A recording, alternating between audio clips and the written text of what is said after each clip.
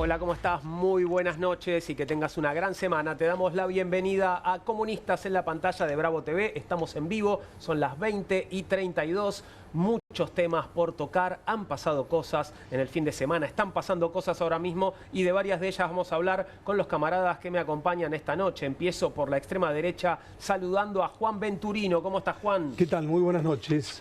Buenas noches para nosotros, malas para la mayoría de los estatales y para el país que está viviendo un momento muy duro en términos de cierres, en términos de clausuras y que por supuesto abordaremos esta noche junto a otros grandes temas. Claro que sí. Bueno, vialidad, chau Instituto del Cáncer. ¿Te imaginas lo que significa eso, Juan? ¿No? Uf. O sea, imaginan que en el peor de los horizontes, por más que funcionara mal como siempre va a ser mejor que no tenerla. Sí, claro. O sea, está fuera de discusión ese tema. Es una locura, pero bueno, ya lo abordaremos.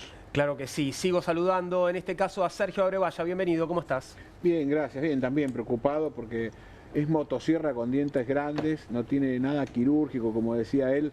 Hay organismos que por ahí, si encontrás una irregularidad, bastaría con que, no sé, te ocupes de esa irregularidad. Corregirla. Claro, pero no destruir un organismo completo. Las tradiciones institucionales sirven porque desde el Estado eso produce estabilidad en las políticas, así que siempre hay que rescatarlo. Mira, sentado en esa silla tuvimos el viernes al el único vicepresidente de la historia del INTI que fue vicepresidente de carrera, que trabajó durante toda su carrera en el INTI, ya no lo es más, por supuesto. Bueno, el INTI, otro de los organismos que hoy están pasándola mal, sufriendo los embates de la motosierra. Paso a la izquierda para saludar a Sergio Zabalza en este caso. ¿Cómo está, Sergio? ¿Todo bien? Se me juntaron los Sergios.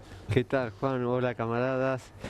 Bueno, me toca a mí mencionar quizás una de las pocas buenas noticias que tenemos, que es la de la recuperación del nieto 140, hijo de Graciela Romero y Raúl Metz, y hermano de Adriana Metz, que la buscó toda su vida.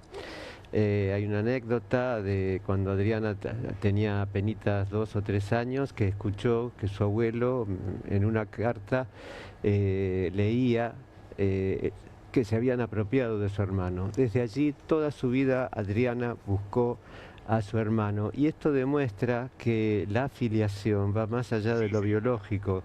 La filiación tiene que ver con el deseo de alguien de rescatar lo propio. Es ahí donde nace, en ese acto de amor, donde nace una patria. Esto no se me ocurre a mí, esto lo dicen psicoanalistas muy famosos y que han estudiado mucho el tema. Por eso me gusta pensar que, en esto, que ahora que faltan poquitas horas para celebrar el Día de la Independencia, que hoy por hoy podríamos decir que la independencia es el acto de independizarse del odio que nos quieren instilar. El acto de amor, de recuperar a un nieto, es el faro que nos tiene que conducir en esta lucha.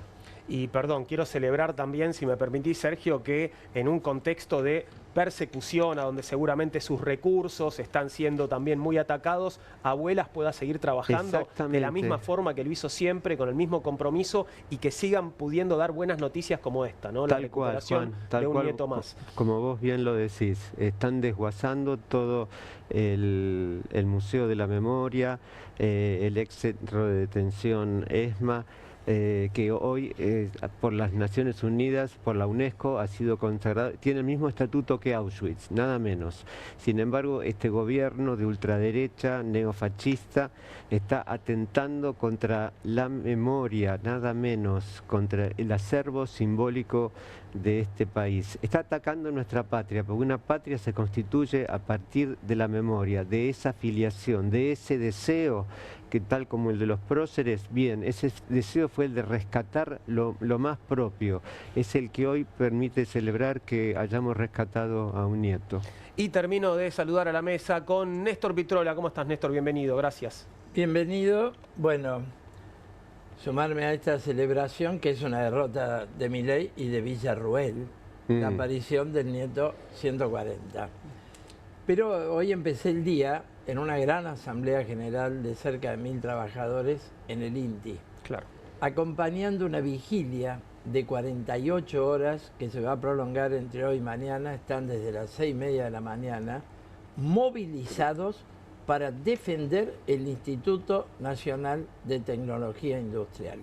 Lógicamente, con el decreto de transformarlo en una oficina técnica del Ministerio de Economía contra su tradición de décadas, Sí, claro. de ser el instituto de investigación, de ciencia, de control, de todo lo que tenemos que desenvolver en el debate. Bueno, ellos se han puesto en pie de lucha y el INTI una vez ganó la batalla, cuando ocuparon contra 250 despidos de Macri. Están todos reincorporados. Así que bueno, mis primeras palabras son hacer votos para que esta vez derrotemos a Milei con la lucha del INTI. Y anunciar aquí, después lo podemos profundizar, que el 17 de julio habrá una gran marcha popular por lo que creo que es la causa más popular hoy en la Argentina, la defensa del Garrahan y de la lucha de sus médicos y enfermeros y trabajadores por el aumento salarial. De Congreso a Plaza de Mayo, ¿no? De Congreso a Plaza de Mayo, 16:30, 17 de julio. Todos los días lo estaremos recordando, por supuesto, y convocando a esa manifestación. Pero nombrabas al presidente, Néstor, y al presidente vamos a verlo ahora en acción, tal y como estuvo el fin de semana, cuando participó el sábado en la inauguración del templo evangélico más grande del país. El presidente apuntó en su discurso, allí lo vemos, Iglesia Portal del Cielo se llama. El nombre es medio como complejo de cabañas de las sierras de Córdoba, ¿no? Portal del Cielo. El presidente apuntó contra el concepto de justicia social durante un congreso de iglesias evangélicas en la provincia de Chaco.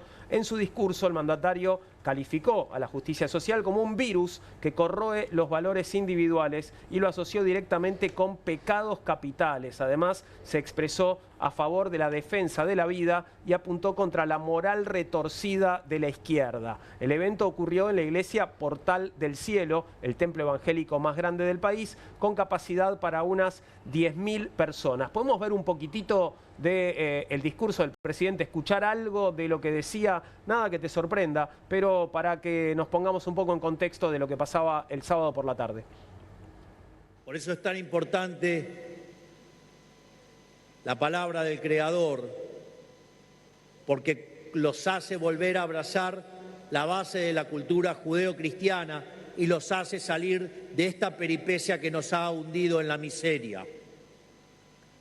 La ideología del Estado omnipresente propone al Estado como una suerte de Dios que puede traer el paraíso a la vida terrenal si le rendiéramos pleitesía.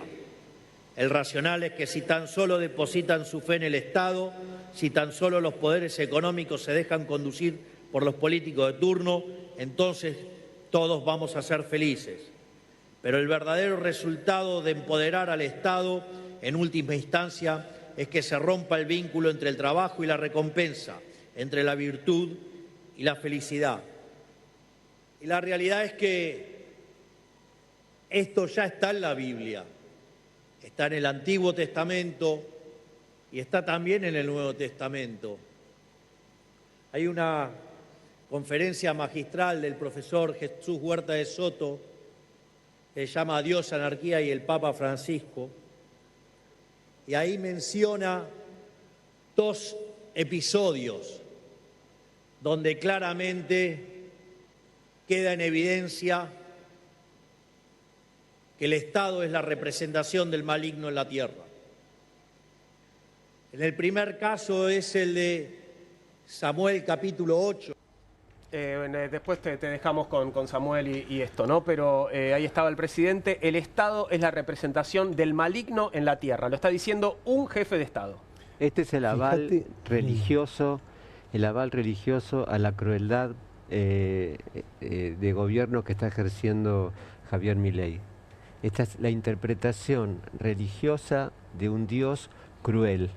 No es el Dios de la misericordia que algunos hemos tenido la suerte de escuchar y de aprender. Mencionó recién al Papa Francisco. ¿Qué tendrá que ver el Papa Francisco con esta interpretación de la ley? Es el Padre que encarna solo la ley, nada más que la ley de manera literal y estricta. Es un Padre demencial. Esto no es lo que está en la Biblia, no es el Dios de la misericordia, es una interpretación berreta para poder justificar toda la crueldad que este señor está cometiendo en su administración de gobierno. ¿Ibas a decir algo, Juan? Sin soslayar, ¿no? Expertos que tenemos en Argentina en salud mental, pero si uno solo analiza sus discursos, fíjate vos los puntos, yo hacía algunas menciones, delirio místico desde el punto de que habla del mal, de la casta, de los orcos, dijo en algún momento que había sido elegido por Dios, le adjudicó un rol a su hermana, digo, no es un solo elemento conducente, son muchos y fíjate, cada vez se repiten con más asiduidad, como si se hubiera soltado y se hubiera liberado. Y realmente esto nos pone a todos en un compromiso muy, muy serio, porque estamos siendo guiados por alguien que no está pasándola bien. Por supuesto, todos la estamos pasando peor, pero claramente no le está pasando bien, porque hay infinidad. Yo marqué solo esto, ¿no? Sensibilidad a la crítica, conspiraciones constantes, conductas paranoicas, denuncia, ¿no? Esta idea de que todos están en contra de él y él viene a salvarnos. Es demasiado, me parece, ¿no? Un poquito. El peor de los autoritarismos es el que se justifica en lo religioso, ¿no? Porque claro, hay un más allá encima, como decía Sergio, de lo peor de esa religión, no de lo mejor, ¿no? Lo que cita es lo malo, y está entonces apoyado en eso para hacer lo malo. No es un líder que lidera el amor de Dios, es lo contrario.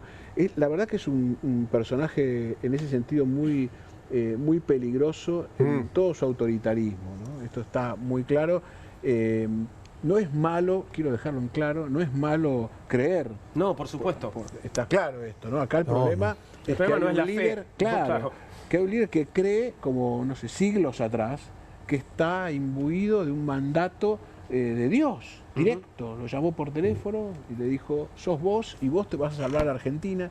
También esta idea de que la Argentina la salva un solo tipo, o una sola manera de ver el mundo. Eso también es un disparate ya a esta altura de 40 años de democracia confirmado. Me gustaría dar dos debates, Juan. Sí.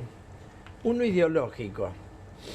Los únicos que han planteado la desaparición del Estado, mal que le pese a Milei, son Marx, Engels y Lenin, los padres de la teoría socialista, porque el materialismo histórico coloca el surgimiento del Estado con el surgimiento de las clases, y al servicio de las clases dominantes nace un Estado, el Estado esclavista, después el Estado feudal, después el Estado capitalista.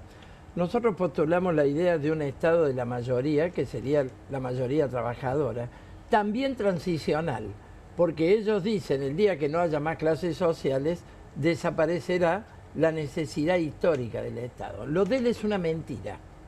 Y ahí viene el debate político, porque él está reforzando el Estado, con más presupuesto militar, con más presupuesto de las fuerzas represivas. Lo que está cambiando es la naturaleza del régimen político y poniendo cuáles son las prioridades de ese Estado. Las funciones del Estado que él privilegia. Totalmente, no la desaparición del Estado, con lo cual es una mentira grande como una casa. Y el último aspecto del planteo político, con los evangelistas. Temer dio un golpe de Estado en Brasil contra Dilma Rousseff y abrió el paso a la reforma laboral, que hasta hoy no cambió en Brasil. Esto es el contenido concreto y funcional de hoy de esta alianza con el evangelismo. Atacar los derechos de los trabajadores. A esto iba mi siguiente pregunta ahí, no justamente. ¿Qué se explica o qué se puede entender a partir de esta visita de Milei a este templo evangélico, el más grande del país? Digo, un presidente que no suele viajar demasiado por el territorio nacional, ni visitar las grandes capitales, tampoco pueblos. Digo, ¿qué es lo que hay ahí? ¿Qué tipo de acuerdo hay entre Milei y esta congregación? Mirá qué casualidad, ¿no? Bolsonaro, cuando alza con la presidencia, lo mete primero a Lula preso y con quien diseñó la arquitectura lo elige como, digamos, una especie de juez o fiscal general. Primer punto. Pero ¿con quién hizo sus convenios? Con la Iglesia Evangelista en Brasil. Y lo segundo, si ustedes toman nota, ¿cuántas cosas inauguró Milei en este año? 2 cosas, nada más, de las que hay registro. Un gran supermercado, que le está yendo muy bien, dicho sea de paso, no es ni bueno ni malo, es un diagnóstico de la realidad, y esto. Claro. Una iglesia de las más grandes del país, que casualmente en una tierra como es Chaco, ¿no? de mucha realmente mucho dolor, porque hay gente que está viviendo muy mal. Si bien hay gente que vive muy bien en Chaco, hay gente que vive muy mal, ¿no? Entonces digo, qué casualidad, dónde penetra, dónde hace, de alguna manera se hace fuerte.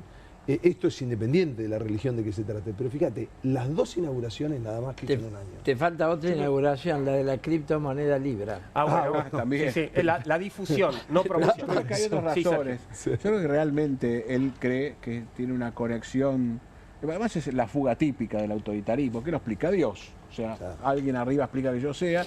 Y entonces aprovecha esto, yo creo, construyendo hacia octubre, tratando de conectarse con todas las comunidades, porque hasta ahora su mayor conexión voluntaria, ¿no? Su intento de conexión era con el judaísmo, también una reconstrucción con el catolicismo, y no estaban las iglesias cristianas no católicas. También me parece que tiene que ver con el marco internacional, porque hizo una jugada muy fuerte en un solo lado y esto por ahí le repercute electoralmente y afuera. En definitiva, me parece que hay una multiplicidad de razones por las cuales insiste en tratar de cultivar lo que él tiene en su discurso y en su mente, que él es un enviado de Dios. Entonces hablan con los creyentes, ¿no? Claro. que se supone que sería un electorado que lo va a escuchar. Me parece que eso es sí parangonable con otros presidentes. Que haya ido presa Dilma o no, más allá de que haya sido injusto, y que haya ido Cristina, me parece que no, que una tenía una causa de muchos años, la otra fue un golpe de Estado. Bien, son cosas distintas. Ahí estamos viendo esta imagen de Milei y la de Diego Peretti en su personaje del Reino. Muchos pensaron en esto, ¿no? En el transcurso de estas horas, después de la aparición del presidente allí en Chaco. ¿Qué opina sobre esto la guionista de El Reino? Hablamos de la muy popular y reconocida escritora Claudia Piñeiro.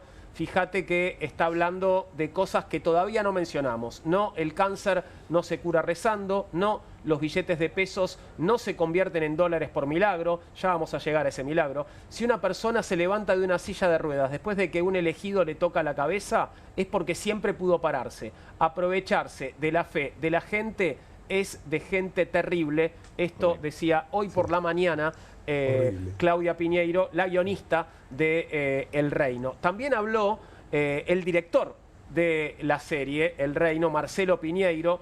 Bueno, se sabe, no son parientes, tienen el mismo apellido. ¿Qué decía Marcelo Piñeiro? Lo podemos ver y escuchar. ¿Qué viste vos? Si es que tuviste oportunidad de ver algo de lo que pasó el sábado o escuchaste, ¿qué? Vi algunos recortes en Twitter y sí me recuerdan cosas, sí. Pero Sí. pero bueno, la verdad que este es un fenómeno, como vos decías hace un ratito, que viene de hace tiempo. Yo creo que se origina en Estados Unidos. Sí. Está Steve Bannon detrás, de toda esta manera, el Tea Party, digamos, donde a partir de en realidad esta noción casi de la antipolítica, de la no política, con grupos evangélicos pentecostales básicamente, van extremando posiciones hacia la derecha. Y también es una cosa muy entrecruzada con redes sociales, donde se sale del discurso de la mirada política, desde una mirada más racional, a una cuestión totalmente emocional. Las religiones en ese sentido vienen perfectas, porque la religión no necesita una explicación racional, por el contrario, es una cuestión de fe. Entonces, ahí empieza un entrecruzamiento que en Estados Unidos es muy fuerte, en Brasil es fuertísimo, como bien dijiste, y que te digo con sinceridad, cuando nosotros empezamos a cranear la serie con Claudia Piñeiro, que fue en el año 18, nosotros veíamos que esta era una realidad que estaba sucediendo en Latinoamérica, que estaba sucediendo en Estados Unidos, que estaba sucediendo en algunos puntos de Asia también. En Europa se expresaba de otra manera, pero la verdad, te soy totalmente sincero, no lo veíamos como un escenario demasiado posible para la Argentina. Sentíamos que Argentina institucionalmente, etcétera, etcétera, era más sólida. Bueno, no es igual, estaba haciendo memoria, el primer acercamiento fuerte entre un presidente y el movimiento evangélico, ¿no? Estaba recordando durante la presidencia de Mauricio Macri ese acto enorme que se hizo en la avenida 9 de Julio, allí en el obelisco, Palau, ¿no? Sí, ¿Se acuerdan? Vino, sí, es verdad. Y creo que estaba Houghton, que solía estar Cynthia Houghton, claro. en el PRO. Yo me estaba acordando del reino, a partir de que lo mencionamos, y efectivamente tiene varias referencias, no se puede decir que todo es igual, ni que Sin todos... spoilear, contá un poquito, porque acá estamos medio como... No vimos el reino, así que nos viene bien. No, bueno, era al revés. Si yo mal no recuerdo, él viene del mundo evangelista. Claro. Y muere, no me acuerdo si era el candidato a presidente y él era el vice. Era así la situación. Pero además recuerdo que había un manejo del núcleo familiar muy chico, de todo lo malo que tenía alrededor, con un cerrojo tremendo. Y además había algunos oscuros capítulos acerca de abusos y demás, ¿no? O sea que la verdad que era bastante duro. Pero había un uso de la fe para otros fines y claramente eran políticos, ¿no? Esto me parece que ahí hay una similitud. Bien, acá además de usos políticos hay situaciones bastante curiosas que tienen que ver con fondos. Yo no sé si ustedes se enteraron del milagro que se produjo, el milagro al que se refería en su tweet, en su posteo Claudia Piñeiro. Estoy por poner los 100.000 pesos que me quedan a esta altura del mes. ¿100.000 pesos? Claro. Wow. Y sí, a esta Es un altura, montón, hoy que diga eso, hoy es 7. Pero va. Claro, estamos a 7. Estoy por ponerlos en una caja y viajar hasta el templo con nombre de cementerio privado, ¿no? Sí. El portal, a ver si se produce el milagro. Bueno, Y se multiplican. Si Podemos quieren, recomendarle otras como los estafas panes. piramidales. No, pero espera, vamos a verlo, porque el hijo del pastor... Capaz que pierdo los únicos 100.000 pesos. Es probable. El hijo del pastor estaba conversando por radio con Ernesto Tenenbaum y su equipo, estaba allí Jairo Straccia también creo, y tenían esta conversación, mírala. Presta atención, Cristian, buen día. Jairo Straccia te saluda. ¿Cómo estás? Buen día, Daniel. Te pregunto, ¿vos estuviste cerca, pudiste vivenciar el momento que se viralizó en las redes donde entiendo que a tu papá se le transforman 100.000 pesos a 100.000 dólares en la caja de seguridad? Sí, fue una experiencia súper fuerte para nosotros y fue una experiencia que nos permitió tener la fe para arrancar algo tan loco como la edificación de este templo, porque era un desafío que parecía imposible literalmente. ¿Pero y cómo fue? ¿Ustedes fueron al banco a retirar su dinero de una caja de seguridad? O sea, en la caja de seguridad se tenían pesos guardados, que era como un ahorro del ministerio, de iglesia que se tenía ahí, y la contadora tenía el registro, llevaba el registro de lo que había ahí, ¿no es cierto? Y bueno, cada cierto periodo de tiempo, mi papá iba a hacer como un arqueo para pasar a la contadora de nuevo, cómo estaba eso ahí. El tema es que como había pasado bastante tiempo, no tenían la seguridad de que el monto siga exactamente igual. Entonces había pasado un poquito más de un año, entonces mi papá fue y le dice a la contadora, según lo que yo tengo registrado es 100.000 pesos lo que hay ahí. Y mi papá se acordaba que era eso. Entonces fueron, y mi papá fue con la caja de seguridad del banco, cuando abrió había 100.000, había 100.000 también, pero eran dólares. Entonces mi papá pensó que ella se confundió, le dice, no, son 100.000 dólares, le dice, no, son 100.000 pesos. Entonces mi papá le manda foto porque no le creía. Y ahí fue la sorpresa más grande para nosotros, que no fue ni la primera ni la última experiencia similar, pero no en esa magnitud, sí fue la primera. ¿Y cómo lo declaras ante la AFIP? Y ahí empieza el trabajo, obviamente, de la contadora y exacto. Bueno, ahora se puede blanquear. Bueno, ¿qué laburo va a ser el de la contadora? ¿Cómo explicás que 100.000 pesos, que por otro lado los tenías en una caja de seguridad? ¿Quién guarda 100.000 pesos en una caja de seguridad? Arranca tu mentirita. Es la parte débil del relato. Más un año dejaste 100.000 pesos. Hay mucho ¿No para habrá sido analizar. en la época que del 1 a 1? Yo pensé eso. Bueno, claro, pero ¿cuánto hace entonces que tiene esa plata guardada? Pasaron algo así como 20 y pico 30 de No, años. pero perdón, pero ustedes escucharon que a partir de este episodio, a partir de este milagro que se Pudieron produce en la hacer. caja de seguridad del pastor, 100.000 pesos se convierten en 100.000 dólares, en ese momento deciden construir el templo. O sea que el templo se habrá construido con plata milagrosa que se transformó de pesos a dólares para poder financiar semejante construcción. Bueno, nosotros nos reímos, pero en torno a esto, las religiones no solo han construido templos, que en última es lindo, sino han matado gente y han mandado gente a la hoguera, ¿no? Entonces, dentro de esta lógica, digamos, pervertida, no solo han disciplinado, sino también han corregido normas, digamos, ¿no? Digamos, la discusión de la interrupción voluntaria del embarazo, no solo había gente desde el punto de vista de los pañuelos celestes, sino digamos, sostenimiento fuerte de parte de la Iglesia, que es nuestro culto en la Argentina, digo. Entonces, la relación con la religión tiene otras aristas más complejas, no solo esto de sonsos, digamos, ¿no? O sea, no, pero yo quisiera volver sobre esto porque me parece que es un escándalo, porque, digamos... además me gustaría saber los números. No lo visita Claro, no, porque además, digo, el anfitrión del presidente el sábado por la noche es un pastor que dice que se le convirtieron 100.000 pesos en $100.000. Digo, y ahí cara estuvo chica. dando un discurso el presidente. ¿Cara chica o cara grande? No, y es complejo porque no hay billetes de ¿cuáles son? ¿Cómo hacemos para la denominación? No tienen la misma denominación, está complicado. Los alquimistas, no hay manera. No hay forma, no ocupan distintos tamaños, distintos espacios. Eso habla del tamaño del milagro. Del tamaño del milagro, lógicamente. También un milagro que con 100.000 haga el templo, ¿no? $. No, por eso no alcanza. Por eso no, pero que viste pero por ahí sumó otro milagro. No, perdón, porque si quieren lo volvemos a ver. Claro. Él dice que este fue el primero de varios episodios, ninguno tan grande como este, pero parece que hubo más milagros de conversión. El milagro del cambio sería como la casa de cambio del Señor o algo así. ¿Y por qué en dólares y no en euros? Ahora, yenes, ¿no? Sí, bueno, claro. No, Dios, que bien que justo obra, en ¿no? dólares. Tu reflexión es fuerte porque las iglesias, no solo esta, tienen fuertes patrimonios inmobiliarios en el mundo. Claro. ¿No? Estamos viendo cómo materializan patrimonios y luego exacción de recursos de los fieles. Claro. Bueno, perdón, las entradas, porque este es otro punto y es pregunta. Sí. ¿Puede el presidente de la Nación participar de un evento en el cual se cobra entrada para dar un discurso? Porque acá tenías entradas de entre 20.000 y 100.000 pesos.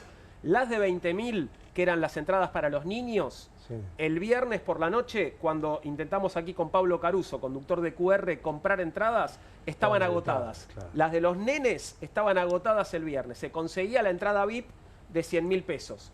Wow. ¿Puede el presidente? Y en rigor no, porque más allá de que él no haya cobrado, que va de básico, Supongamos que no, bueno, básico. que no hubo ningún milagro en su billetera. O algo Exactamente, así. pero que es como, en definitiva, es como favorecer a desde la figura presidencial, ¿no? Claro. A un proveedor, aunque no es un proveedor del Estado, el Recaudador. presidente y su figura le permite, claro, recaudar a partir de su figura. Perdóname, porque lo hace todo el tiempo, porque sucedió aquí, donde estaba anunciada su presencia, se vendieron entradas, la gente pagó entradas. ¿Te acordás de la última visita que hizo a Madrid? Fue también a un congreso de la derecha española, se vendían entradas. Sí. De hecho, se ofrecían entradas con descuento en los días previos a la llegada de y Milei. tampoco es, para dejarlo claro, tampoco es un aporte de campaña, que se podría computar. Yo iba a ese punto. No está ahí. Es un uso de la investidura en función de un negocio privado. En este caso Claro, religioso, exactamente. dejemos de lado, de un negocio privado. La campaña electoral, bueno, también las cenas de poderosos de entradas carísimas también financian lo que después va a ser un gobierno. Pero al Están en un menos régimen. está dentro del régimen establecido. Pero esto es en función directamente de un negocio privado. Hay una frase interesante que nos puede ayudar desde el punto de vista jurídico, que tiene que ver con, digamos, una especie de desarrollo hacia abajo, piramidal, que es quien puede lo más, puede lo menos. ¿Sí? Quien puede lo más. Entonces, la máxima autoridad de un organismo puede firmar, puede hacer prácticamente todo hacia abajo, porque en realidad lo que va haciendo es una cadena de delegaciones. Si él pudo con Libra, mirá si no va a poder con la Iglesia, sería, ¿no? Interesante, ¿eh?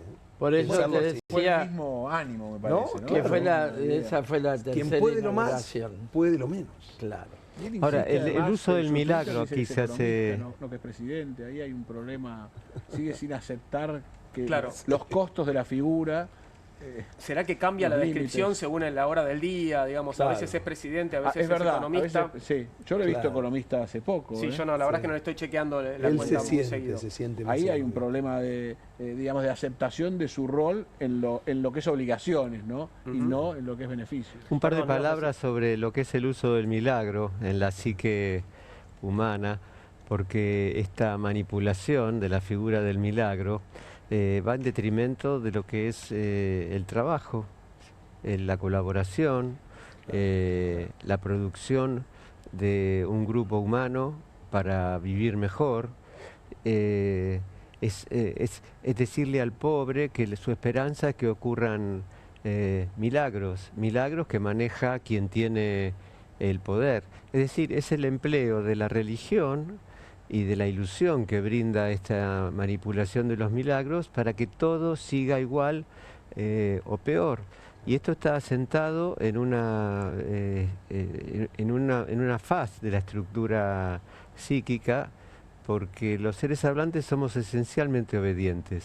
Nacemos en una disimetría abismal respecto de quien nos cuida, de quien nos cuida con amor, pero poder ser soberanos, poder emanciparnos nos cuesta mucho, y hay perversos que utilizan esta nota de base de los seres hablantes para precisamente someternos cada vez más. Esto es una infamia absoluta.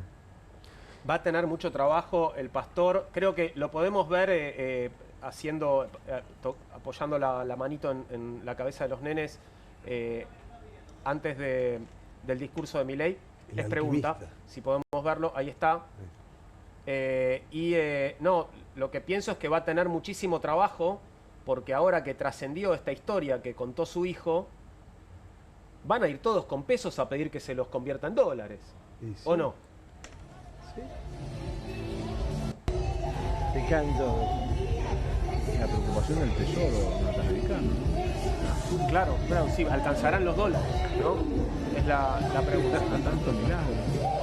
Bueno, esto entiendo que sucedía antes de la participación del presidente Milei allí en el congreso que se hizo en Chaco. Bueno, esperamos más milagros, y mientras lo hacemos vamos a cambiar de tema para compartir la noticia de la excarcelación de Alesia Abaigar. La Cámara Federal de San Martín revocó hoy la detención de Alesia Abaigar, una de las funcionarias detenidas por el ataque a la casa del diputado José Luis Espert. El Tribunal Superior le ordenó a la jueza Sandra Arroyo Salgado que dé marcha atrás con la medida coercitiva por la que la militante estuvo presa en la cárcel de Ezeiza y luego recluida con prisión domiciliaria. La resolución judicial, firmada por los jueces de la Sala 2, Néstor Barral y Alberto Lugones, destacó que no se evidencian riesgos de fuga o entorpecimiento de la investigación. Abaigar y otros funcionarios y militantes de la Cámpora están imputados por los delitos de atentado contra el orden público en concurso ideal con amenazas agravadas e incitación a la persecución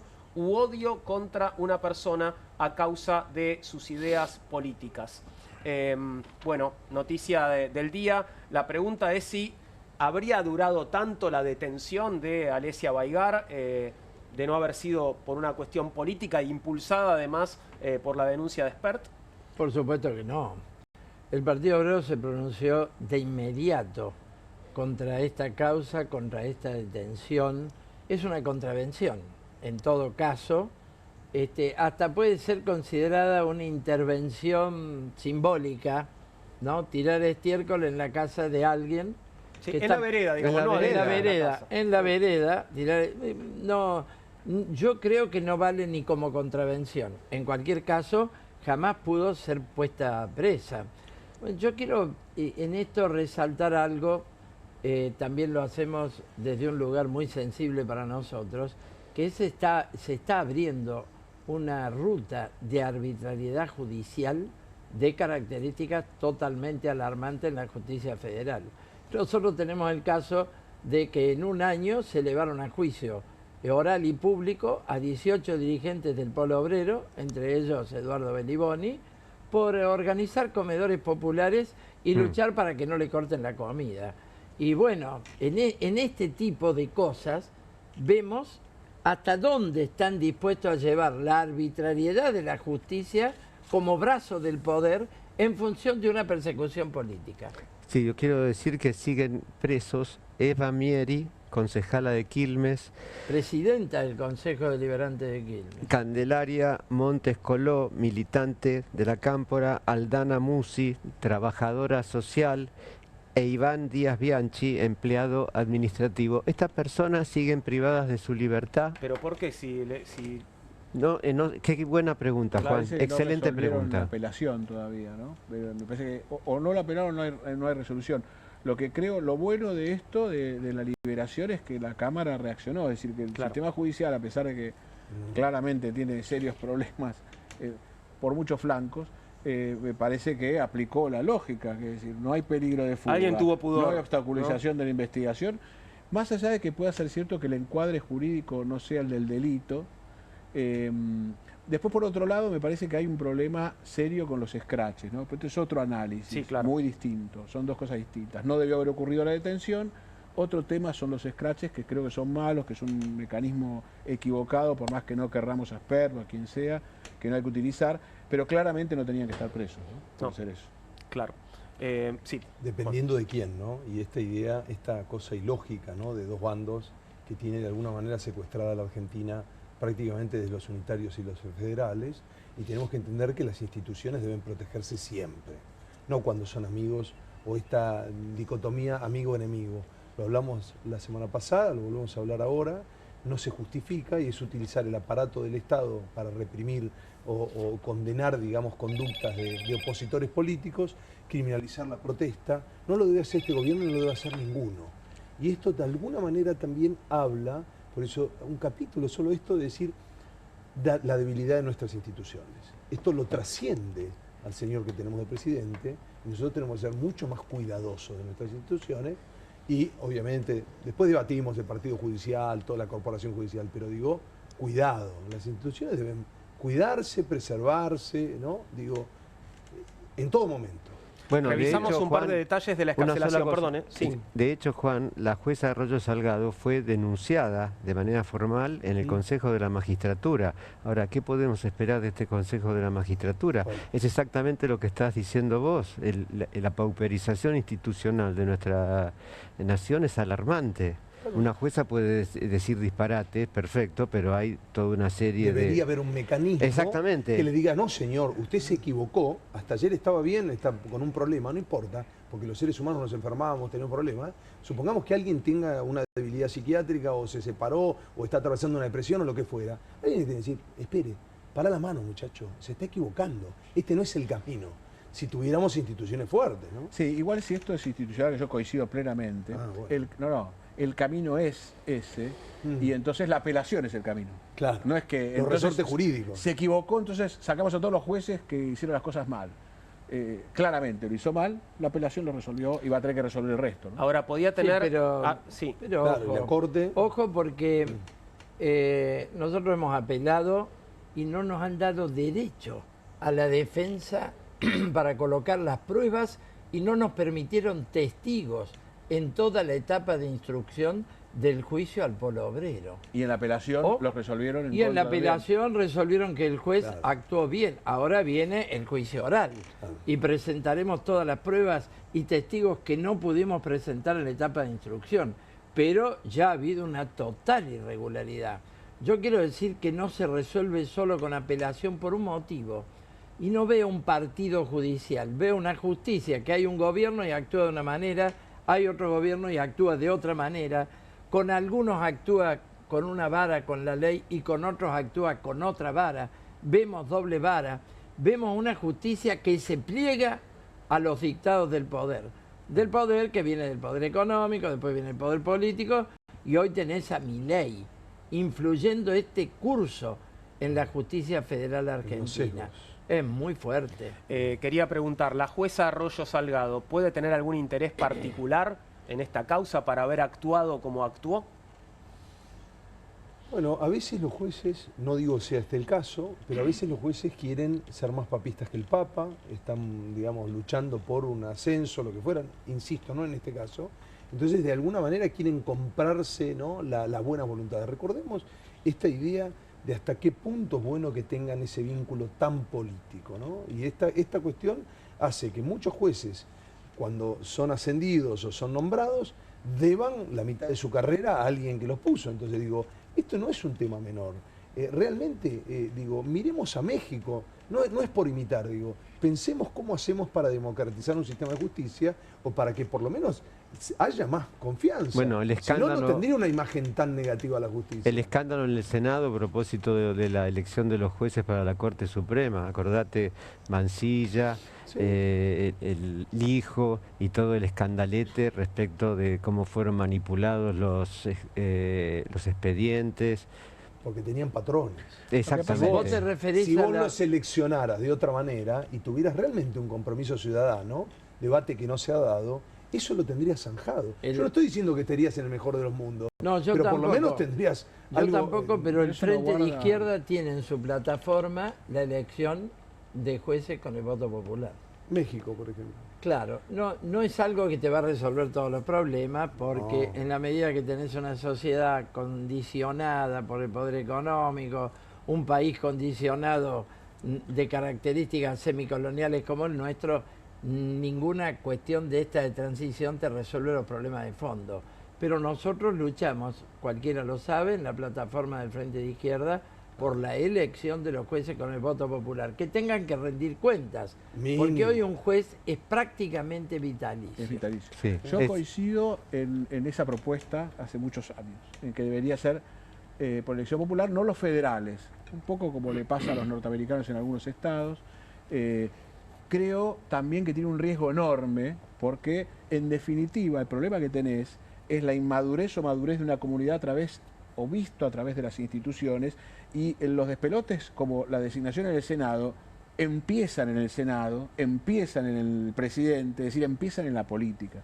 Así que me parece que bancarse cómo funcionan las instituciones, que es lo más difícil, es el secreto para que madure cualquiera de los sistemas, o si fuese electivo, no la Corte, insisto, no los federales, y esa madurez implica aceptar las leyes, aceptar los fallos cuando termina la última apelación. Esto en la Argentina cuesta muchísimo aceptar las reglas, ¿no? Es un tema muy complicado, pero no en la gente común, es muy complicado en los más poderosos. Es ahí donde la justicia tiende a desaparecer.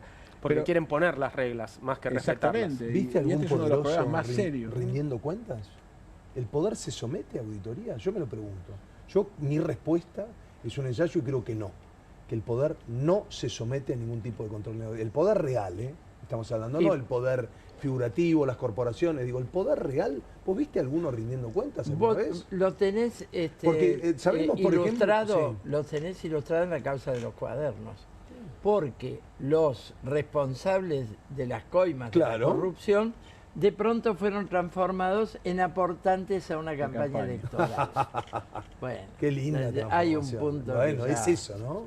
Uno se ¿Quién ríe. es la madre del borrego? Claro, de pronto fueron, eran ¿El aportes. huevo o la gallina? No eran coimas para tener una obra pública cartelizada, con sobreprecios, con lo que fuera, o por lo menos para ellos, sino gente que aportó a una campaña electoral en forma un poco indirecta, digamos. Los cuadernos que fueron escritos posteriormente y que estaban falsificados, ¿esos cuadernos hablás? Qué raro que menciones eso, Néstor. No, pero esos cuadernos eso fue utilizado precisamente por el poder real para entorpecer y mentir de una manera infame. Esos cuadernos, me llama la atención que menciones ese ejemplo. A mí no me llama la atención porque yo creo que en el kirchnerismo hubo una corrupción escandalosa.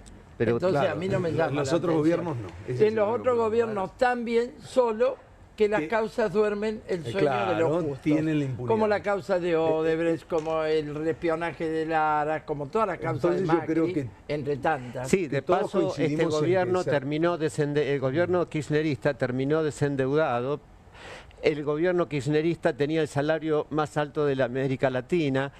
hubo diferencias, me parece, en esto que vos llamás corrupción. Creo que te equivocás, la verdad, porque metés otro debate, terminó con 144.000 millones de dólares de deuda. ¿Quién? Después Cristina. No, señor. Después vino Macri, sumó 100.000, el gobierno después vino Alberto, prácticamente desendeudado. Eso es lo que está diciendo es falso. Bueno, empezamos a discutir sobre cuentas que son incomprobables. No, pero habría un debate que... Acá digo esta noche, había un fondo buitre que reclamaba 20.000 millones de dólares. Esa era la deuda que dejó Cristina Kirchner. Pero lo demás, no de ninguna manera. Pero fue bueno en otro lado. Corrupción es corrupción. No, disculpame. El todo bueno o todo malo anda a contárselo a cualquiera. De ninguna manera. Porque gobernó bien, según vos, entonces gobernó bien exhibido. Yo creo que hay un solo consenso en la mesa, es que debe haber una reforma profunda de nuestro sistema judicial. Yo creo que ahí coincidimos todos. ¿Es así o no? Eso ninguna duda. ¿No creemos? Tal vez no todos creen en la misma reforma. Eso ninguna duda. Ninguna duda, pero yo quise ilustrar que alguien le puso los dólares en los bolsos a José Coincido López. con vos. Alguien se los puso. Lo que pasa Macri. es que son los empresarios. Macri se los puso. Son los empresarios de la obra pública. Cambiemos de puso. Néstor, ¿por qué no decís toda la verdad, Néstor? Se los puso Macri. La Rosadita con los euros filmados también. Lo que pasa es que lo que dice él es que hay una filmación sí y de otro lado no. Obviamente. Eso también hay un sesgo. Pero por supuesto. Y vos señalás solamente una, Néstor. No, estás equivocado, acabo de señalar solamente los puntos oscuros del kirchnerismo y no señalas todo lo bueno que hizo, y eso es injusto. No tiene nada que ver. Vos querés decir que el macrismo, mileísmo es lo mismo que el kirchnerismo, y no, de ninguna manera. Eso lo decís vos, no el Partido vos lo estás Obrero. Diciendo, eso lo decís vos, a vos te duele. A vos te duele. Con este ejemplo falso, infame de los cuadernos, que es absolutamente mentiroso. A vos te duele, nosotros hemos vivido la corrupción kirchnerista en el crimen de Mariano Ferreira. La clase obrera a ver si te estuvo olvidás. mucho mejor gracias al kirchnerismo y no al Partido Obrero. No, la clase obrera estuvo mejor gracias a su lucha. Y el Partido Obrero... ¿Quién mató a Mariano Ferreira, te pregunto? ¿Quién mató? ¿Lo mató el sindicalista amparado por Cristina, José Pedraza? ¿O quién lo mató? Y entonces ahí no estaba la corrupción del ferrocarril. No estaba la corrupción del ferrocarril con las cooperativas truchas de la cooperativa sindical. ¿Dónde te vi a vos defendiendo a Cristina cuando lo quisieron matar? En todo momento denunciamos el intento de asesinato y el otro día nos movilizamos contra la proscripción. Ustedes, es decir, que a vos te duele la crítica. Yo lo siento mucho. A vos te duele saber que el kirchnerismo hizo mucho más que la clase obrera que el Partido Obrero. Bueno, es una opinión tuya. Yo primero quiero volver a un tema que él planteó que es interesante. Creo que hace falta una reforma judicial, pero yo insisto que el problema es de la madurez de la dirigencia argentina. Es decir, no hay sistema que aguante la corrupción en la Argentina. Si vos no bajás la corrupción, no es que si ponés más controles y más controles se acaba. No hay, en esa madurez y madurez, no hay manera de resolver el problema si vos crees que la corrupción es buena porque la hizo Pirulo. Ahí estamos al horno. No, está bien. Eso está claro. El otro problema es que vos tenés que tener resorte. Sí. Bueno, sin duda mejorarla siempre es un debate útil, pero creo que el problema central está en esto, es decir, uno tiene que aceptar las reglas, si no las aceptás no evolucionás, no hay madurez, no hay comunidad que logre evolucionar desde ese lugar. Entonces después de eso uno puede pensar lo que quiera, pero me parece que esto es central. Entonces lo que hace falta es una madurez en la política, en no usar los resortes, lo que sucede por ejemplo con Milei. Es esperable en la Argentina, pero no es correcto y alguna vez tiene que terminar o volver a ser que un tipo gobierne sin presupuesto porque no quiere que lo controle. Que los fondos reservados que no son de Milei, son también de Milei, porque hemos visto Proyecto X, hemos visto de todo. Todo eso tiene que terminar para todos. Eso es una madurez de la política. Poder restringirse y decir, no, esto afecta a todos, yo no voy a manejarme más con fondos reservados para investigar adentro aparte, ¿no? Y de estas hay 1000 ejemplos. Te dice, no hago publicidad y resulta que está haciendo publicidad por YPF, la publicidad tiene que terminar, ¿no? Los fondos reservados de la CIDE vienen de la época de Ponta Cuarto, ¿no? Que no por casualidad absorbieron todo. Anteriores. Claro, pero el problema es... saltó ahí. Es un horizonte. Es la ley Banelco con los fondos reservados de la deseo. Nosotros podemos decir el ser humano debe ser bueno. Bueno, está bien, y después decimos todos son muy buenos, pero mi saco no aparece, ¿no? De la misma manera. Digo, ¿cómo haces para... el ser humano es bueno, si se lo controla es mejor. Digo, ¿cómo haces para alinear todos esos patitos? Y bueno, por lo pronto, digamos, dándole fortaleza a las instituciones. Yo no veo en general, digo, una enorme cantidad de jueces probos, ni un sistema de la magistratura que esté piola, ni siquiera un Senado que pueda autorregularse, y un etcétera, etcétera, una larga fila de etcétera. Entonces digo, lo primero que tenemos que decir es la salud de nuestras instituciones, digo, y esto es fundamental. Para eso creo que se quiere una reforma no solo sobre el sistema político, y no soy de la idea de que vos lo resolvés con menos política. El Poder Judicial... Es todo lo contrario, más política. El Poder Judicial es una rémora del sistema monárquico. Bueno, ¿y cómo lo resolvemos? La forma en la que funciona, ¿no? ¿A eso te referís? La forma en que funciona, exactamente, y que no son elegidos por voto popular. Y no rinden cuentas. El argumento según el cual, si son elegidos por el voto popular, podrían ocurrir los mismos escandaletes que en el Senado y demás, ese que se utilizaba para criticar el advenimiento de la democracia en las sociedades. Por supuesto que va a haber despelotes. Sí, porque la democracia no garantiza en sí misma nada. Lo que sí garantiza es la posibilidad de salir y de luchar y pelear de manera de igual a igual. Eso, lo que tenemos hoy en el Poder Judicial es un señor que se le ocurre que porque una persona tiró caca en la vereda de un rufián, la van a meter 8 años preso. Eso estamos discutiendo hoy en la Argentina. Y hay un consejo de la magistratura ante la cual esta persona fue denunciada que está... constituido en su mayoría por señores absolutamente venales, que fueron metidos allí por el poder, como recién se mencionaba aquí. Eso es lo que tenemos. Vamos a hacer una pequeña pausa y enseguida continuamos con Comunistas en la pantalla de Bravo TV.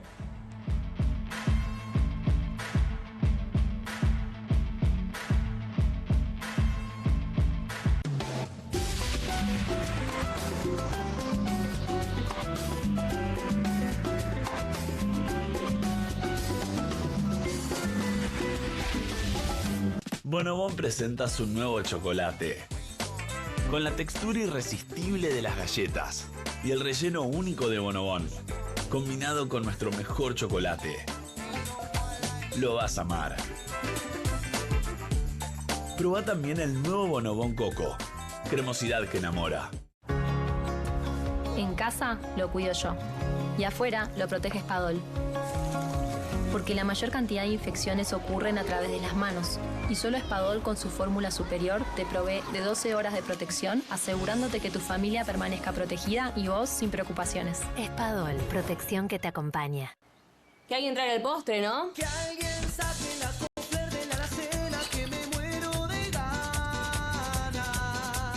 Galletitas, Bonobón y Choco Kofler de mandejita copada. No te mueras de ganas de comer de postre las Choco Cookies de Kofler. Con movimientos circulares. Tu rutina de skincare te debe traer muchos seguidores, pero este baño te los quita. Pero si yo ya limpié mi inodoro con Harpic. Sí, pero te falta el resto de las superficies. Necesitas el Harpic Baños. El rojo, que saca manchas difíciles, desinfecta y deja impecable tu baño. Para cualquier desafío que te dé el baño, nada mejor que Harpic. Presentamos el Cepillo Pearl, el poderoso y recargable cepillo de limpieza giratorio que hace todo el esfuerzo por vos. Las poderosas 300 revoluciones por minuto del Cepillo Pearl eliminan la suciedad más rebelde de tu casa en un abrir y cerrar de ojos. Limpia con facilidad los restos de jabón, las manchas de óxido, el moho y la suciedad de tus azulejos sin esfuerzo. Elimina las manchas de jabón, sarro y suciedad acumulada a toda velocidad. Y mirá cómo saca toda la grasa que hay en la parrilla de una sola pasada. Incluso podés usar el cepillo Pearl para deshacerte de la comida que se queda pegada en tus platos y cubiertos o de los restos quemados en tus ollas, sartenes y fuentes de horno. Su diseño ergonómico en ángulo y su tamaño compacto te ayudan a llegar a los rincones más difíciles de alcanzar. Usa el cabezal de cepillo plano para superficies grandes y lisas como tus azulejos, la puerta de la ducha y los vidrios. Después simplemente cambialo por el cabezal cónico para alcanzar los rincones más difíciles sin ningún problema. El cepillo Pearl es recargable, tiene batería de larga duración, así que seguirá limpiando una y otra vez. Limpia fácil y mejor con el cepillo limpiador giratorio Pearl, el poderoso y recargable cepillo de limpieza giratorio que hace todo el esfuerzo por vos. Las poderosas 300 revoluciones por minuto del cepillo Pearl eliminan la suciedad más rebelde de tu casa en un abrir y cerrar de ojos. Escanea el QR. Ingresá a nuestra página web o llama al teléfono en pantalla. No demores más. Descubrí los productos más novedosos y exclusivos en tvcompras.com. Aprovecha esta oferta y obtén este fantástico producto de TV Compras. Llama ya. Estudia en la Facultad de Comunicación y en la mayor redacción de América. USBA, Universidad del Sur de Buenos Aires. La Universidad del Grupo Perfil. Licenciatura en Comunicación Periodística. Licenciatura en Comunicación Institucional. Títulos con reconocimiento oficial y validez nacional. Inscribite a las reuniones informativas en universidad@perfil.com. Aprende comunicación dentro de un medio de comunicación. USBA, Universidad del Sur de Buenos Aires.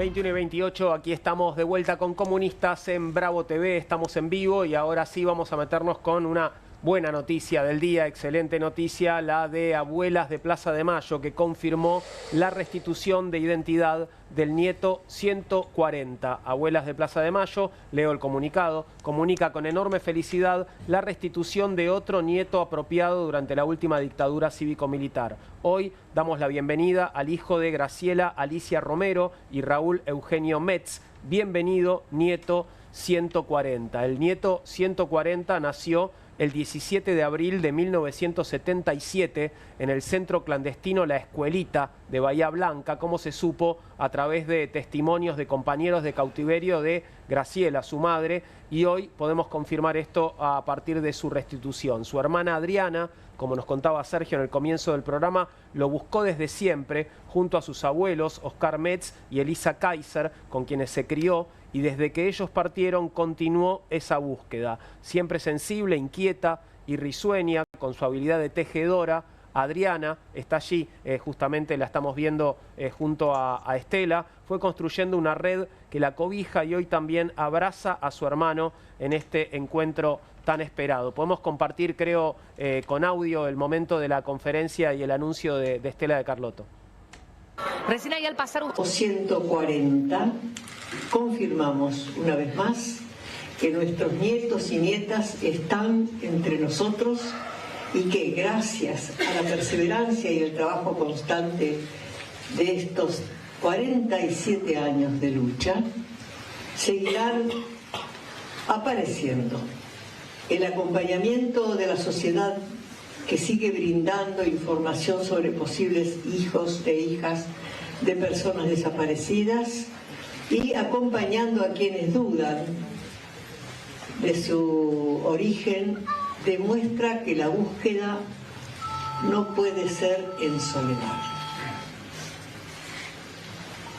El nieto... Bueno, me resulta, más allá de todo, especialmente conmovedor verla a Estela rodeada de nietos y de nietos que la contienen, que la ayudan en un momento, bueno, está grande también, por supuesto, Estela, ¿no? Y necesita, me parece, esta contención y este apoyo que está recibiendo, más allá de su fortaleza y de su entereza, que es realmente enorme. Ibas a decir algo, Sergio. Sí, la organización, aparte Abuelas, es una organización impresionante, ¿no?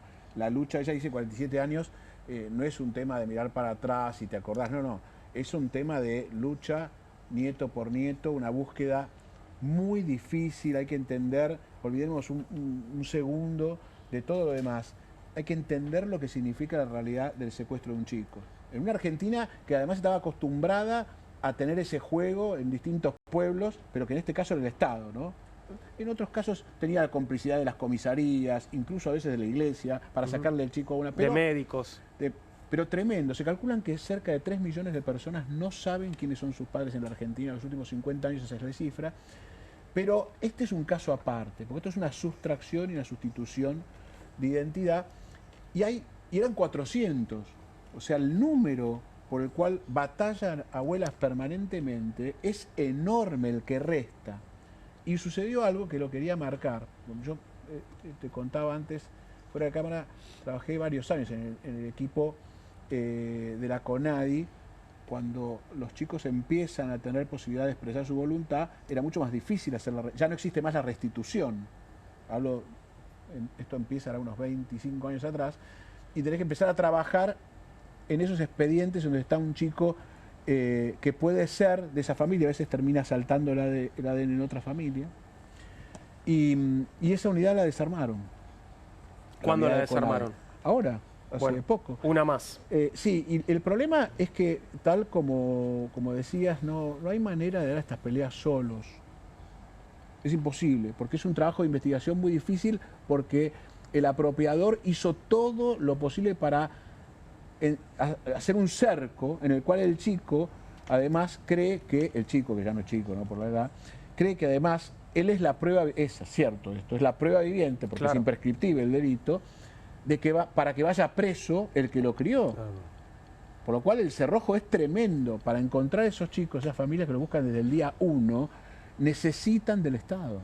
Claro, y a este punto quería llegar. Necesitan del Estado, y sabemos que los organismos de derechos humanos, como Abuelas de Plaza de Mayo, están siendo atacados muy duramente por esta gestión y están siendo recortados también en sus recursos. La motosierra, bueno, fueron también víctimas de la motosierra desde el primer momento. Por eso hablamos con Horacio Pietragala, ex secretario de Derechos Humanos, nieto recuperado, él mismo también, para que nos cuente en qué situación está Abuelas hoy, digamos, en qué condiciones Abuelas sigue llevando adelante su tarea de búsqueda de nietos que deben ser restituidos a sus verdaderas familias. Nos mandó un video, vamos a verlo, Horacio Pietragala. Horacio Pietragala Corti, ex secretario de Derechos Humanos de la Nación. Hoy Argentina recibió la noticia de las Abuelas de Plaza de Mayo que encontró al nieto 140, que pudimos devolverle la identidad a una persona más después de esa feroz dictadura. La verdad que poder recuperar la identidad de un montón de hombres y mujeres es una de las noticias más lindas que recibe nuestra democracia, a pesar del retroceso en materia de derechos humanos y del gobierno nacional, que tiene una política negacionista, que aplaude ciertos delirios que surgen a partir de la reivindicación de la dictadura militar. Hoy se demuestra que bueno, gran parte de la sociedad se pone contenta cuando una persona recupera su historia. Hoy hay una hermana que siempre supo que tenía un hermano, que en este momento están juntos hablando, conociendo su historia, conociendo a su familia, conociendo la búsqueda de abuelos que ya no están, y la verdad que esto nos llena de alegría en momentos tan difíciles y tan duros. Hoy Argentina vive uno de los retrocesos más grandes en materia de derechos humanos. Claramente el gobierno de Javier Milei está llevando adelante un recorte, ya hubo más del 50% de los despedidos de los trabajadores de la Secretaría de Derechos Humanos. Esto percute en la política de promoción de los espacios de memoria. No hay colegios visitando la ESMA, no hay colegios visitando los museos, los espacios de memoria de todo el país. No hay financiación para poder poner en condiciones estos sitios de memoria.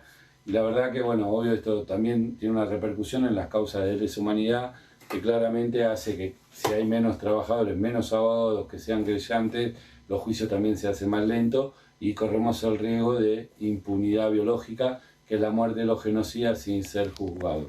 La verdad que en tiempos donde el lawfare también representa un retroceso muy grande de derechos humanos, hoy tenemos una de las mayores dirigentes detenidas de forma arbitraria, entendemos, y también militantes políticos como compañeras que perdieron la libertad por llevar adelante un acto de protesta que era una simple contravención y quieren armar una causa contra el terrorismo, es lo que manifiestan a partir de una organización política que lleva adelante acciones que tienen que ver con visibilizar o mostrar un disgusto a partir de la violencia que ejercen ciertos dirigentes políticos. Hoy está condicionada la posibilidad de manifestarse, le pasa a periodistas, le pasa a artistas y le pasa también a la militancia política. Esto es un grave retroceso en materia de derechos humanos. Soy Horacio.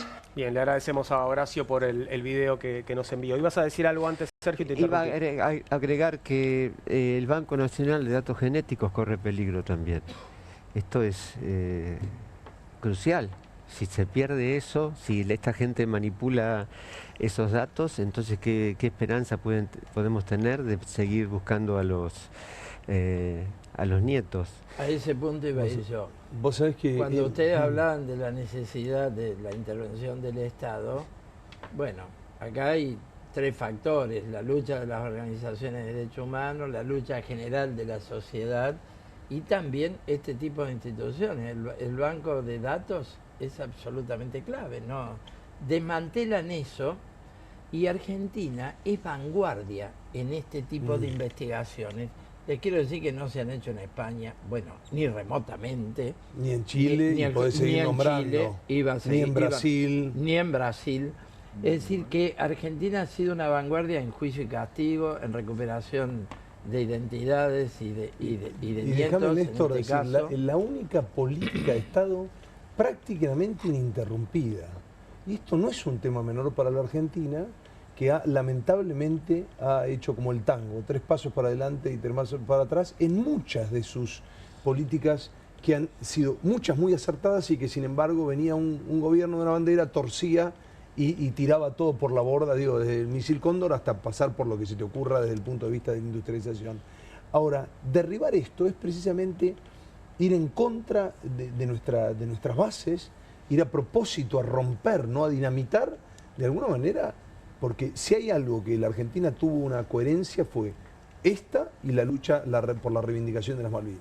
Digo, y las dos casualmente están siendo, digamos, dinamitadas por este gobierno. Qué casualidad, ¿no? Sí, es crucial para este gobierno, para el propósito de este gobierno, destruir la política de derechos humanos. Porque, por un motivo, para montar un Estado represivo. Y como el objetivo es la primarización de la economía y empobrecer de una manera así abrumadora a todo el pueblo, se requiere sujetos obedientes, que no tengan capacidad de lucha, que no sepan cuáles son sus derechos. Este es el verdadero objetivo. Que no se miren en sus antepasados, ¿no? Porque recordemos... bueno, el legado simbólico. Sí, el legado simbólico, ¿no? Exactamente, Juan.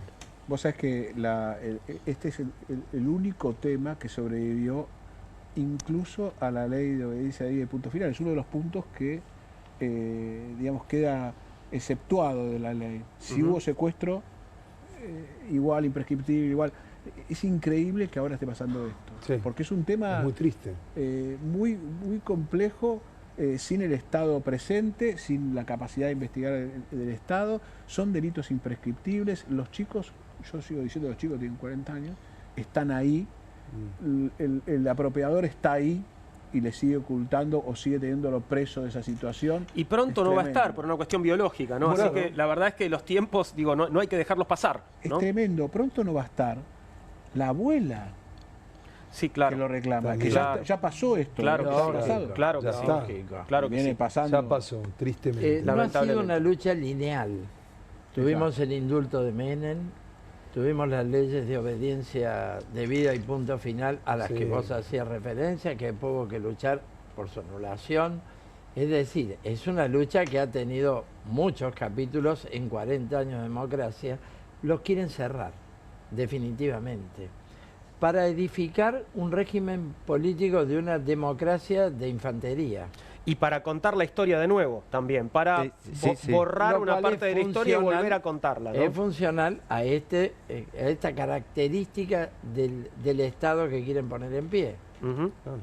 Vamos a hablar de otra cosa. En los minutos que nos quedan del programa de hoy, celebramos, por supuesto, la noticia de Abuelas de Plaza de Mayo y las abrazamos desde aquí. Vamos a hablar de valijas. Valijas que, sí, siguen viniendo valijas de Miami. Ahí estás viendo los fiscales que investigan el ingreso al país de valijas que no habrían sido controladas y que venían en un vuelo privado desde Miami, en un avión de propiedad de un empresario cercano al gobierno. Presentaron un dictamen que sostiene que el equipaje eludió las revisaciones y muestra imágenes que darían cuenta de sus afirmaciones. El vuelo en cuestión entró al país el 26 de febrero pasado. Viajaba Laura Belén Arrieta y el avión es de Leonardo Scaturice, el comprador hace poco tiempo de Flybondi, uno de los nexos entre el gobierno argentino y el círculo cercano al presidente estadounidense Donald Trump.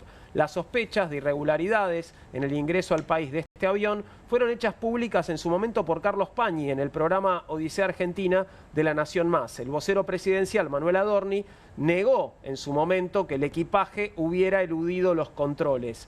Es fácticamente imposible que alguien haya visto a alguien con 10 valijas, dijo Adorni, que afirmó que todo el equipaje fue debidamente chequeado. Pero los fiscales aportaron pruebas que demostrarían lo contrario. Adorni hoy evitó responder a las consultas de los periodistas. Ahí estamos viendo imágenes de lo que fue ese día, ¿no? Movimiento de valijas. Vamos a ver primero lo que decía Pañi en marzo de este año, pocos días después de la llegada de este avión, que fue, como te decía, a fines de febrero de este 2025. ¿Qué decía Pañi en televisión? Ahora hay un revuelo en la aduana, por ejemplo. Raro. Muy difícil de verificar. Porque dicen que la semana pasada apareció un avión, un vuelo privado desde Miami, con una señorita Laura Belén Arrieta, que aparentemente está ligada a la conferencia de Acción Política Conservadora, que es ese núcleo del que participa mucha gente del gobierno, con Trump, etcétera, que viajó Milei a Estados Unidos para participar de esas reuniones. Aparentemente llegó en un vuelo privado de Miami con una cantidad de valijas, no sabemos cuántas, pero parecen que eran muchas, y cuando fue el operativo de la Policía de Seguridad Aeronáutica y la aduana, esta es la versión que tiene inquietas a las autoridades de la aduana. Una orden de arriba dijo, no hay que mirar nada acá. Pasó, hay que verificar. Pero en la aduana lo dan como seguro esto, la semana pasada. Es decir, pareciera que hay procedimientos que se le aplican a unos y a otros no, como si el Estado fuera una cuestión de manejo privado, como si fuera una cuestión, como dice Fukuyama, patrimonialista. Ahora hay un revuelo. Bien, esto decía Pañi a comienzos de marzo, pocos días después, en televisión. ¿Qué decía el vocero presidencial sobre esto? ¿Cómo lo desmentía Manuel Adorni? A ver. Por supuesto que, como decía, esta práctica no es nueva. A lo largo de los últimos meses lo vimos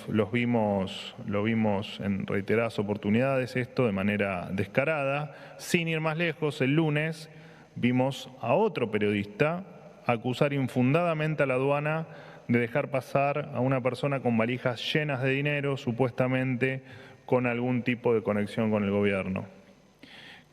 Cabe que yo haga algunas aclaraciones.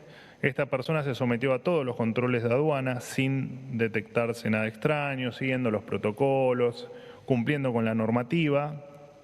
El avión provenía de Estados Unidos, de donde salió cumpliendo con todos los chequeos y procedimientos y que luego siguió su ruta hacia España y Francia, donde también cumplió con todos los requerimientos de las autoridades extranjeras.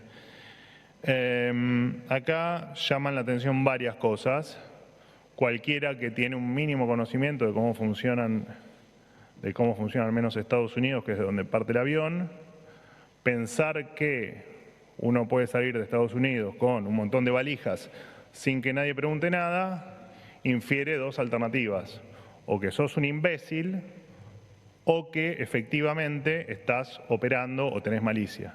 Y entiendo que los que hicieron estas afirmaciones imbéciles no son.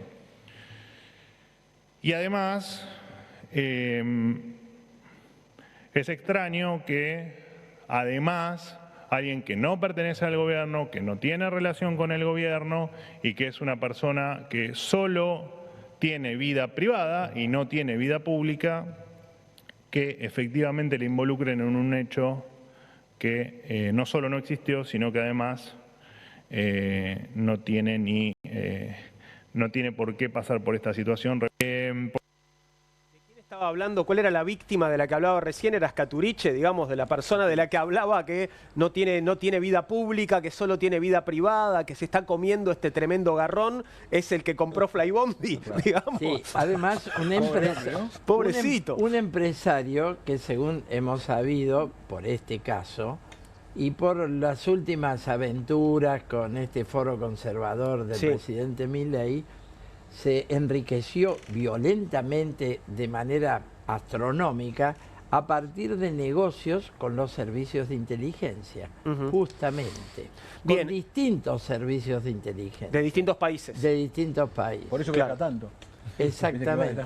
Quiero que sigamos y que me cuenten un poquito más, pero quiero que veamos nuevamente en pantalla plena para explicarte, por si no entendías esta imagen. Ahí lo que estás viendo es las famosas 10 valijas, cómo son 10 valijas identificadas, esto bueno, a partir obviamente de las cámaras de seguridad, 10 valijas diferentes, todas de este avión. Bueno, no son todas iguales, hay distintos tipos de valijas, pero el único que, en lo que vimos aquí, ¿no? Porque lo vimos a Pañi contar esta situación extraña, y lo vimos a Adorni después hablar de valijas de dinero.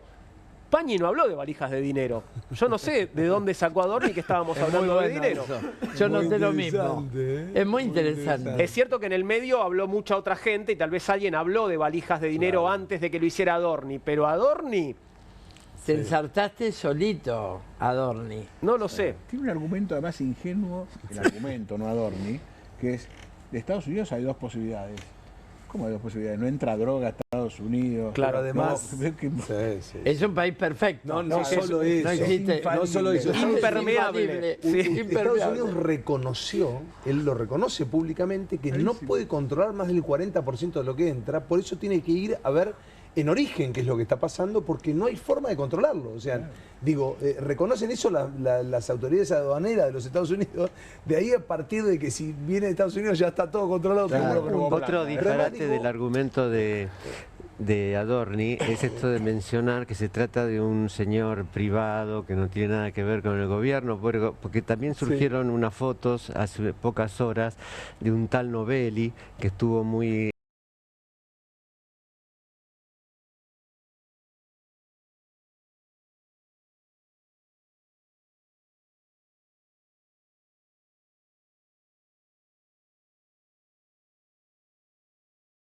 gobierno, salvo con este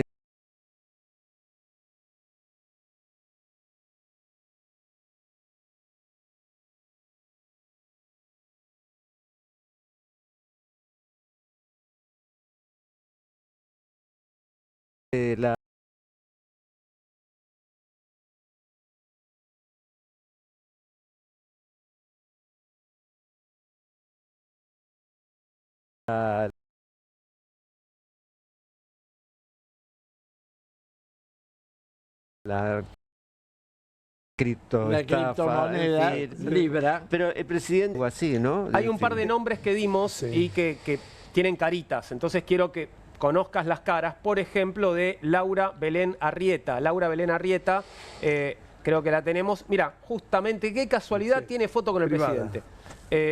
Laura Belén Arrieta, que es azafata, pero también es especialista en un montón de otras cosas, parece, ¿no? No sé, tiene como... Está dura la cosa, que trabajar de muchas cosas. Sí, evidentemente. Por un lado, ahí tenés a Laura Belén Arrieta, que venía en el avión. De hecho, en algunas de las fotos que vimos de los movimientos por el lobby del aeropuerto, se la ve, digamos, no está ella llevando valijas, pero se la ve. Y ahí tenés al señor, el señor que tiene todo privado, que su vida es completamente privada. Estamos hablando del dueño de Flybondi, Leonardo Scaturice. Claro. Es el que está levantando el pulgar. Todos levantan el peladito. Del lado izquierdo, el pelado, digamos. Claro. Sí, perdón. Tienes un señor naranja. Sí. Que está ahí. Bueno, sí. Trump. Está ahí otro gordito que está sonriendo y bueno, y ahí está. Ahí está, bueno, alguien que llegó a sacarse una foto con Donald Trump. Así Claro. que yo creo que tiene algo que es un poquitito más que vida privada, ¿no? Digamos, cierta publicidad me parece que tendría, ¿no? Y aparentemente, bueno, es uno de los asesores, también la prensa lo señala como asesor de Santiago Caputo. ¿Digo bien? Sí, sí, y vínculo con todo este sector de la ultraderecha mundial. Parece que lo mismo esta mujer Belén Arrieta. Claro. Ahora, las 10 valijas, para que Carlos Pañi dé una información así, indudablemente tuvo información de autoridades de la aduana, alguien que no quiso quedarse con el secreto. No quiso quedar pegado. No quiso quedar pegado, exactamente. Y claro, había pruebas. Aduana ahora las conocemos. Recordá Antonini Wilson, hay que hacer memoria, por mucho menos a un agente de la PCA se la exoneró, se la sacó, digo, hay pocos lugares más controlados que un aeropuerto. Antonini Wilson con sus no $700.000 que eran, creo, una valija, ha quedado hecho una anécdota mínima frente a estas 10 valijas igual que pasaron y nunca sabremos. Y nunca sabremos. No hagamos campeonato de valijeros tampoco, ¿no? Claro, pero nunca sabremos qué tenían estas valijas adentro. Claro. Pero son muchas. ¿Cómo tiene que ser la orden? Eran más que unas mudas de ropa. Claro, porque, perdón, a diferencia de la Antonini Wilson, estas no fueron abiertas. Exacto. Claro. Bueno, de hecho, la foto que vos ves es que la están sacando afuera de la... ¿Cómo se llama? De la cinta transportadora. La cinta transportadora. Están sacando, pero afuera ocurre, no adentro del aeropuerto, afuera. Usa otro espacio igual del laburo, pero al margen de todo eso la PCA está muy controlada, muy controlada. Realmente, si ven algo que no está, no lo digo, están supeditados, no es que porque sean buenos, sino están... Saben lo que pasa. No, digamos. y además están expuestos a sumarios casi continuos. O sea, yo te canto truco, no te mostré la carta, sumario. Esto funciona así porque es la única manera de que efectivamente después a la hora de contar los porotos estén. Digo, entonces, son lugares sensibles esto. Entonces digo... Sería interesante saber de dónde vino la orden, ¿no? Porque dicen orden de arriba. ¿Quién habrá dado esa orden? Y tiene que ser de muy alta hay un orden jerárquico. La justicia tiene que llamar uno por uno a poner la cara. Porque para que la aduana acate tu orden, tiene que ser alguien que esté por arriba de eso, ¿no? Absolutamente. Bueno, en relación a lo que hablábamos antes, los fiscales presentaron las pruebas. Ahí estamos bien. Hasta acá vamos bien, ¿no? Los fiscales ahí estamos bien. presentaron las fotitos, ¿no? Bueno, ahora hay que investigar esto. Bien, camaradas, creo que hemos llegado al final por esta noche. Les agradezco mucho a los 4 que hayan estado aquí y los invito a que vuelvan cuando quieran. ¿sí? Muchas gracias a vos, Juan. Mañana voy a volver, por lo menos a las 20:30. Así que ya viene QR. Gracias por compartir la mesa nuevamente. QR a Bravo TV llega en instantes después de esta pequeña pausa.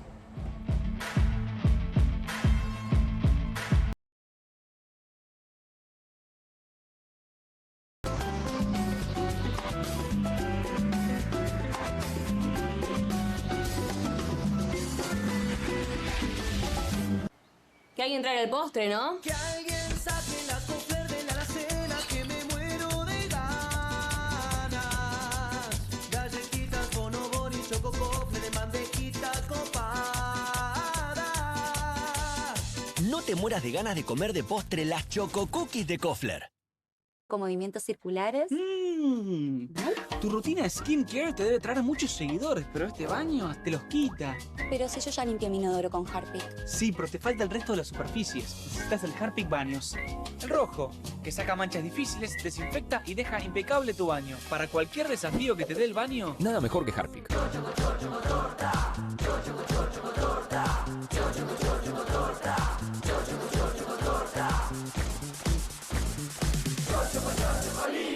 Chocolinas cumple 50 años. Sigamos festejando juntos. ¿El dolor de garganta arruinó tu día? Confía en Strepsils para darlo vuelta. Su doble efecto actúa de manera local, aliviando el dolor y la inflamación en tan solo 2 minutos. Y con un efecto duradero de hasta por 4 horas. Decile chau al dolor de garganta con Strepsils. ¿Necesitas llegar tranquilo a fin de mes? Tené un préstamo 100% online con WeCred. Te damos un préstamo personal de hasta 400.000 pesos, acreditación por CBU dentro de las 48 horas, mínimos requisitos, cuotas fijas en pesos, rápido, simple y seguro. Ingresá ahora en wecred.com.ar. En casa lo cuido yo. Y afuera lo protege Spadol. Porque la mayor cantidad de infecciones ocurren a través de las manos. Y solo Spadol con su fórmula superior te provee de 12 horas de protección, asegurándote que tu familia permanezca protegida y vos sin preocupaciones. Spadol, protección que te acompaña. Presentamos el Cepillo Pearl, el poderoso y recargable cepillo de limpieza giratorio que hace todo el esfuerzo por vos. Las poderosas 300 revoluciones por minuto del Cepillo Pearl eliminan la suciedad más rebelde de tu casa en un abrir y cerrar de ojos. Limpia con facilidad los restos de jabón, las manchas de óxido, el moho y la suciedad de tus azulejos sin esfuerzo. Elimina las manchas de jabón, sarro y suciedad acumulada a toda velocidad. Y mirá cómo saca toda la grasa que hay en la parrilla de una sola pasada. Incluso podés usar el Cepillo Pearl para deshacerte de la comida que se queda pegada en tus platos y cubiertos o de los restos quemados en tus ollas, sartenes y fuentes de horno. Su diseño ergonómico en ángulo y su tamaño compacto te ayudan a llegar a los rincones más difíciles de alcanzar. Usa el cabezal de cepillo plano para superficies grandes y lisas como tus azulejos, la puerta de la ducha y los vidrios. Después simplemente cambialo por el cabezal cónico para alcanzar los rincones más difíciles sin ningún problema. El Cepillo Pearl es recargable, tiene batería de larga duración, así que seguirá limpiando una y otra vez. Limpia fácil y mejor con el cepillo limpiador giratorio Pearl, el poderoso y recargable cepillo de limpieza giratorio que hace todo el esfuerzo por vos. Las poderosas 300 revoluciones por minuto del Cepillo Pearl eliminan la suciedad más rebelde de tu casa en un abrir y cerrar de ojos. Escanea el QR, ingresá a nuestra página web o llama al teléfono en pantalla. No demores más, descubrí los productos más novedosos y exclusivos en tvcompras.com. Aprovecha esta oferta y obtén este fantástico producto de TV Compras. Llama ya. Hay una casta superior que es los periodistas que si mienten, calumnian, injurian y dicen cualquier cosa. ¿Tenés ahí los nombres de los periodistas que tengo que meter en cana? No nos tomamos esto a la joda, como esos periodistas mentirosos. Y dentro de la cancha vale todo, que la vayan a buscar, la tienen adentro. Soy un abanderado de la batalla cultural, pero los imbéciles con déficit de IQ doméstico, ¡ay, no, miedo! Mientras que los imbéciles de los periodistas... ¿Sabes la cantidad de periodistas que tengo para mandar a la hoguera? Las mentiras de los medios. Y periodistas ensobrados, operadores, basuras. No me vengas con que son inocentes. No digo que sean tan malos como los periodistas. Digamos, raya el mal gusto propio de cerdos. Creo que es una ofensa decirle periodista así. Milei odia al periodismo. Nosotros amamos al periodismo. Suscríbete a perfil.com.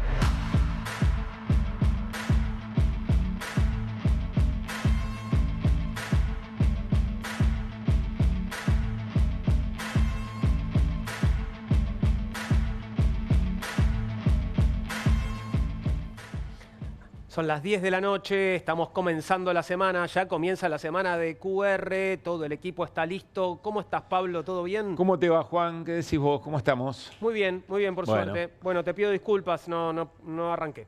Está bien, te quisiste quedar mirando el partido, Y después sí. te di un poco de fiaca de sábado. Pasa de partidazos también, ¿eh? Sí, está bien, pero te dije que teníamos que arrancar, llegamos enseguida. Lo de Chaco estuvo bueno, también me contaron que estuvo bueno. Y sí, me parece que nos perdimos Sí. cosas importantes. Sí. Como por ejemplo esto, mirá. A ver. Sí, fue una experiencia súper fuerte para nosotros y fue una experiencia que nos permitió tener la fe para arrancar algo tan loco como la edificación de este templo, porque era un desafío que parecía imposible literalmente. ¿Pero y cómo fue? ¿Ustedes fueron al banco a retirar su dinero de una caja de seguridad? O sea, en la caja de seguridad se tenían pesos guardados, que era como un ahorro del ministerio, de la iglesia que se tenía ahí, y la contadora tenía el registro, llevaba el registro de lo que había ahí, ¿no es cierto? Y bueno, cada cierto periodo de tiempo, mi papá iba a hacer como un arqueo para pasar a la contadora de nuevo. El tema es que como había pasado bastante tiempo, no tenían la seguridad de que el monto siga exactamente igual, entonces había pasado un poquito más de un año, entonces mi papá fue y le dice a la contadora, según lo que yo tengo registrado es 100.000 pesos lo que hay ahí. Mi papá se acordaba que era eso. Fueron, mi papá fue con la caja de seguridad del banco, cuando abrió había 100.000 también, pero eran dólares. Entonces mi papá pensó que ella se confundió, le dice, no, son 100.000 dólares, le dice, no, son 100.000 pesos. Entonces mi papá le manda foto porque no le creía. Y ahí fue la sorpresa más grande para nosotros, que no fue ni la primera ni la última experiencia similar. Impresionante. Dios tiene una casa de cambio. ¿Te das La cuenta? casa de cambio celestial. ¿Te das cuenta que teníamos que ir? Sí, tenemos que ir con pesos. Era, Porque mirá si claro. íbamos con dólares y volvíamos con pesos. Sí, exactamente. Era un portal del cielo, pero con amenities o con, Sí. ¿no? Con otras cosas. La verdad que sí. La nota la hicieron Jairo Straquia y Ernesto Tenenbaum. Claro. Y en un momento, como mencionábamos, le pregunta, claro, con Arca vas a tener un problema, digamos. Sí. ¿No? Lo está viendo la contadora. Sí. Creo que la contadora está ahí con el Excel y está esperando un milagro en el Excel o alguna También cosa. es cierto que es un gran momento para que te pase eso, porque no está preguntando mucho Arca. Tenés razón, Entonces, tenés razón. Medio que si te das, mirá, en realidad fue un milagro, te dice, Sí. bueno, ¿por qué no me lo dijo antes? Ahora, si prestaste atención, lo que Sí. cuenta el hijo del pastor es que este milagro, el de la conversión de los 100.000 pesos en 100.000 dólares, Sí. fue el que los llevó a ellos a construir el templo. Exactamente. ¿Entendés? Entonces, ¿cuánta guita más se habrá convertido para que puedan construirlo? Porque ese templo cuesta mucha plata. Pero no sé si escuchaste con detenimiento porque dijo, no es la primera vez. Claro, pasó otras veces. Ya pasó pero esta fue varias la más veces. grande. Parece que Dios le convirtió de a menos guita después. Claro, ¿entendés? efectivamente. Le Después convertía de a 40.000 pesos, de a 20.000 y así. va cambiando porque también dice, bueno, pará, atiendo en todas partes, Claro, ¿no? claro. O algo por el Sí. estilo. Ahora, hay gente dentro de la propia iglesia evangelista que no está muy de acuerdo con Que esa le da línea de- vergüenza, ¿no? No sé, pero no está muy de acuerdo con esa línea de trabajo. Mm. Y hace un rato nada más, nuestro querido colega y amigo Washington Uranga publicó esta nota en el diario Página 12. Mirá, carta de las iglesias evangélicas contra Milei. No es Moisés, es como el faraón. 3 organizaciones representativas de las iglesias evangélicas en la Argentina escribieron una carta pública, replican los dichos de Milei en la inauguración de un templo evangelista en el Chaco, desmienten al presidente y denuncian lo que está sucediendo en el país como consecuencia de sus políticas y le pide que deje de actuar como el faraón. Y escucha el pueblo, dice, más que Moisés medio faraón, como que castiga al pueblo. Bueno, No le va a gustar esta referencia No. al presidente. no creo